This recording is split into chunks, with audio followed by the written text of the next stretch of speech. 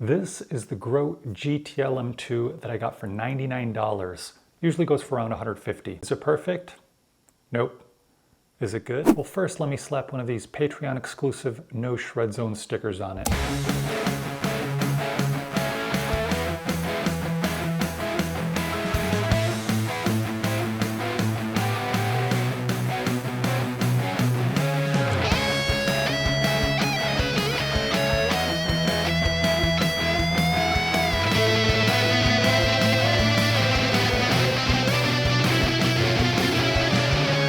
Hey, it's Carl.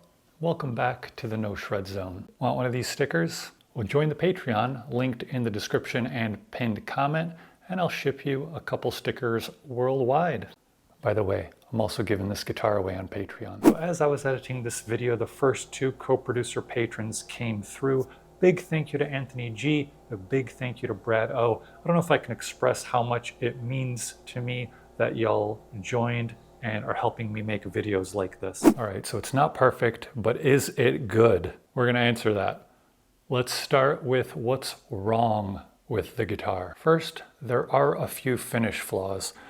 They won't really show up on camera, but if you look closely and in the right light, you can see finish flaws, well, in the finish. And there's some chip out, whatever you wanna call it, right here in the pickup cavity as well. So yeah, as far as that goes, they didn't do a perfect job with the finish. Now, I don't expect perfection on a budget guitar, especially with a finish, especially with a kind of a more unique finish. This is like a sparkly yellow. I really like it, flaws and all. So, you know, honestly, for me, not a big deal. Bigger issue is the nut is kind of not well cut, let's say. In the unboxing video I did, I think I said the nut was good, but there was some binding and I did fix it with some lubricant, so it's not like a massive deal. But a bit of a bigger issue is it's a little too tall. So that's, you know, that affects playability a little bit, but not super noticeable. And I did actually shave the nut down a little bit, so it's better. There's also a small gap, and if I would have been paying attention more closely on the unboxing, I would have noticed it. But when I removed the strings to remove the nut, yeah, there's a little bit of a gap, not a huge deal, and you're gonna have flaws like this on budget instruments. That's why one of the better upgrades you can do to a budget instrument is replacing whatever terrible nut comes with it with a Graphtec nut. They're only like $15. It's an easy upgrade, somewhat easy. The Graphtec nuts usually aren't direct drop-ins, they're pretty close, so you will have to do a little bit of sanding. So as far as that goes, you know, it does require a little bit of, I guess, patience really, but type of thing that I think most generally beginner to intermediate players could do, as long as you don't worry too much about like messing up. Like, okay, if you mess up one $15 nut, you know for next time you can, you know, it's for me, it's a learning experience. You might not be into that. And by the way, it is my personal preference to just buy a new nut instead of fixing a nut or cutting a new nut, because they're so cheap and it just saves so much time. It's so much easier. I do need to state, you know, it's not unplayable, okay? It's perfectly respectable, just not ideal. And I will say also, I'm not the first person who has mentioned a kind of high or tall nut that needed to be sanded down. A few other things might be positives or negatives depending on your personal preferences. The guitar does have a mini switch for series, parallel, and coil splitting. We'll talk about the weird wiring in a moment, but I think it sounds best in series, so that's how I've primarily played it. The neck is also somewhat chunky. It's only 42 millimeters at the nut, so it's not incredibly wide or anything. It's kind of a standard width for a telecaster in that range, but it is a little bit chunky, so it's a little bit thicker here, But I will say, for me, it's very comfortable. It's not my ideal neck. It's not and it's not a baseball style, let's say, neck, but it is a little bit chunkier. So let's talk about that weird wiring. This is fascinating. And I want to thank Mike, who pointed it out in the unboxing video comments. So bear with me here. With the mini switch up and the pickup switch down for the bridge, that's in series. Now flip the switch all the way down and we're coil split, all right? Now, let's move this to the neck. This mini switch is down. Now this is in series, and all the way up is coil split. Very confusing, very weird. In the middle is parallel, okay? And yeah, it's just a very weird design choice. I don't know what the deal is there. So let's say you're playing on the bridge, whatever, riffing, whatever you're doing, and you want to play on the neck. So you flip up the neck. Well, you've just gone to a coil split neck pickup, all right? That might not be what you want to do. Maybe they're thinking like some kind of, I don't know what they're thinking. When changing strings, you got to watch out for these ferrules. They are not a tight fit. They're so loose, they just fall out when you take off a string. So just keep that in mind. What I like to do when changing the string on that type of thing, it's not the first time I've seen it, of course, but is string the string through the ferrule and then push it through the body, and that way you won't lose the ferrule when you're stringing it up. Another thing, and this is particularly annoying when you're playing with high gain or when you're recording, is the overtones produced above the nut. Helps to use something like this, a fret wrap. You could also use a small piece of foam or a hair tie or rubber bands, whatever gets the job done to dampen those strings. Do need to point out that that type of thing is not unheard of on a lot of guitars.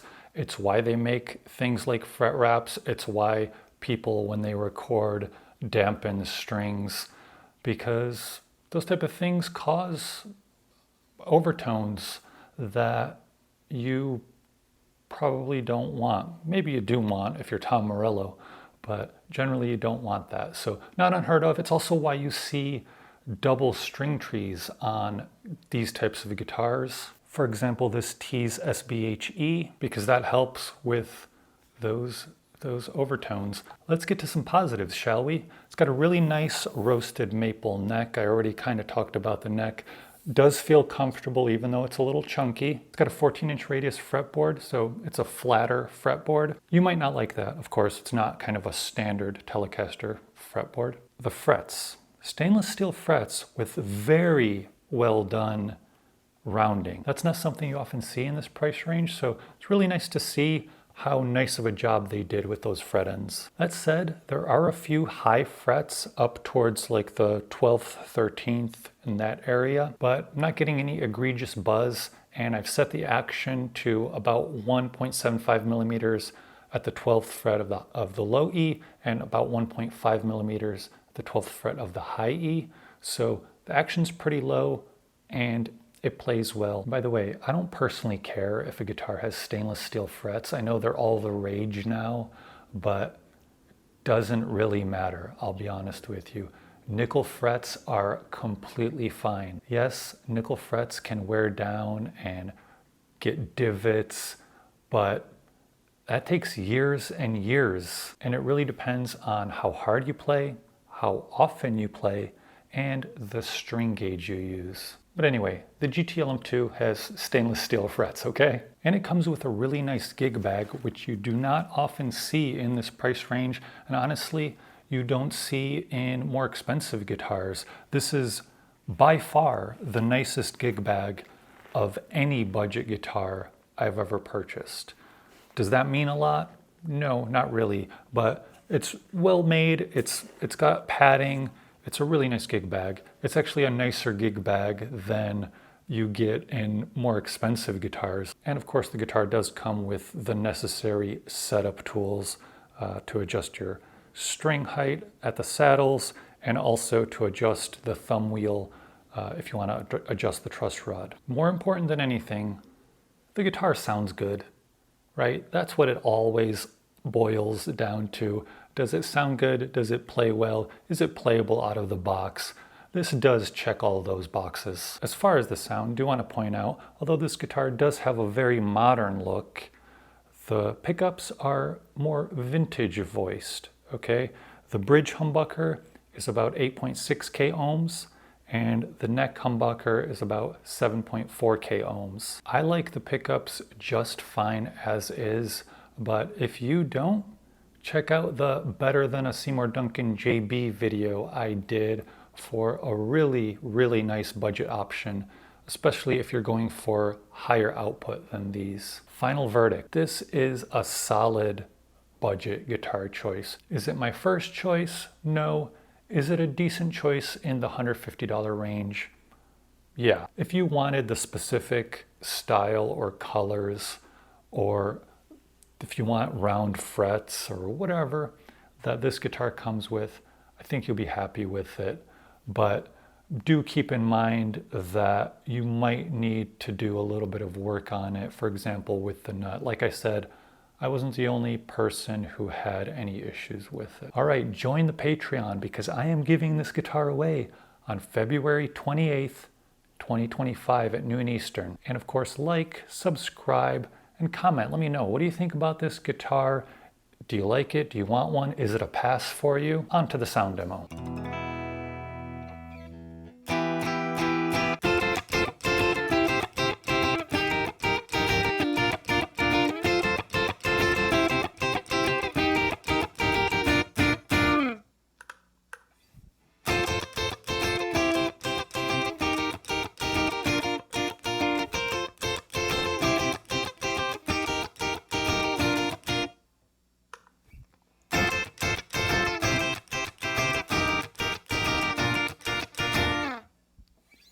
And because of that weird wiring, I actually played the neck pickup on a single coil. Sorry, I played the bridge pickup on single coil.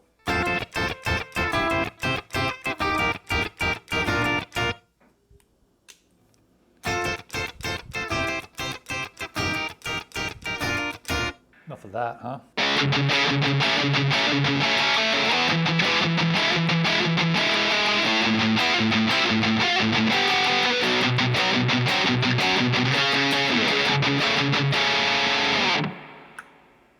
Both pickups. Oh.